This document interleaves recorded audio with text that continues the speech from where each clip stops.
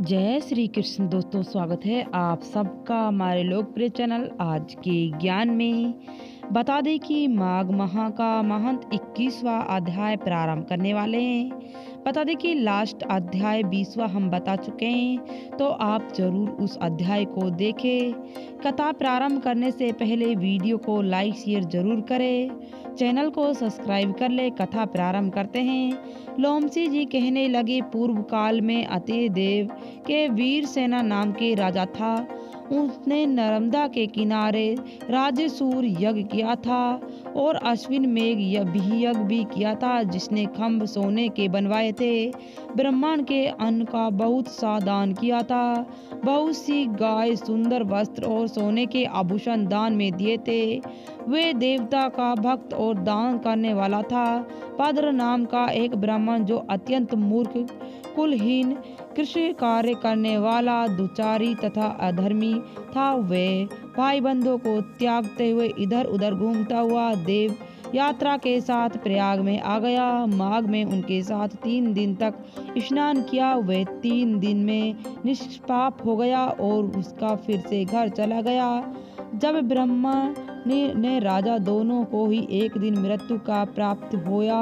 मैं इन दोनों के बारे में इंद्रलोक में देखता, तेज, रूप, बल, स्त्री, वस्त्र और आभूषण में दोनों समान थे। ऐसे देखकर आपका महंत को क्यों कहा गया है? राजसूर यज्ञ करने वाला स्वर्ग का सुख भोग कर फिर भी जन्म लेता है, परंतु संगम में यमुना के किनारे स्नान करने से जन्म मरण की राहत होती है। गंगा और यमुना के संगम की हवा के स्पर्श से ही बहुत से दुख नष्ट हो जाते हैं। अधिक कहे तो किसी भी तीर्थ में किया गया मास पाप भी नष्ट हो जाता है। निषाद मोच नाम का एक पुराना ऐतिहासिक सुनाता हूँ, जिस इतिहास की कन्या और तुम्हारे पुत्र भी सुन ले, उससे इसकी स्मृति होगी। पुराने समय में देवदूत के नाम का एक बड़ा की परंपरा वैष्णवी की धर्म का था। उसके प्राचीन निर्तुन क्या था? वेदनी कहने लगा कि वहाँ का रहने वाला है, किसका पुत्र है, किस पिछे को उसने निर्मुक्त किया है। आप विस्तार से ये कथा सुनाइए। लोमसी ने कहने लगे, कल्पने से निकली सुंदर सरस्वती के किनारे पे उसका स्थान है। जंगल के बीच पुण्य जल वाली सरस्वती बहती है। वन में अनेक प्रकार के पशु भी विचरण करते हैं और ब्रह्मांड के शराब के बह से पावन भी बहुत सुंदर चलती है और वन चित्र रथ का समान है। उस जगह धर्मात्मा वैद्य रहता है। उसके पिता का नाम सुमित्रा है और माता का नाम लक्ष्मी का वरदान से उत्पन्न हुई है। वह सदैव आत्मा को स्थिर रखती है। गर्म में न अपना नेत्र की सूर्य तरह रखती है।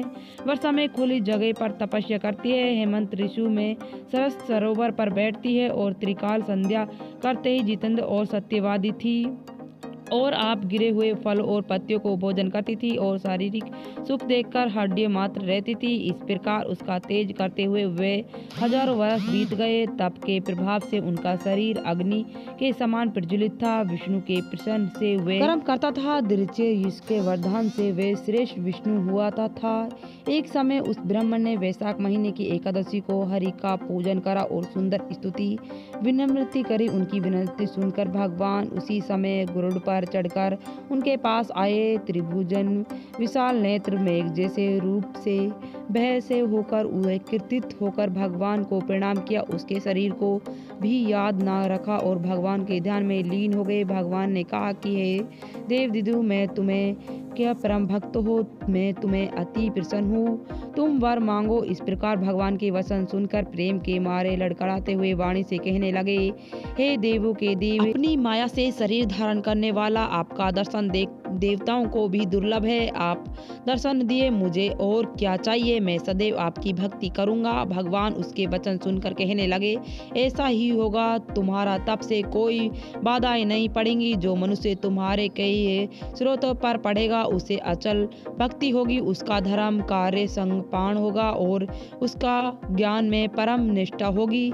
तो ये अध्याय समाप्त होता है। माघ माह का महंत 21वां अध्याय था। अगला अध्याय अगली वीडियो में। अगर वीडियो अच्छी लगे तो वीडियो को लाइक शेयर जरूर करना। कमेंट में भगवान विष्णु और माता लक्ष्मी जरूर लिखना।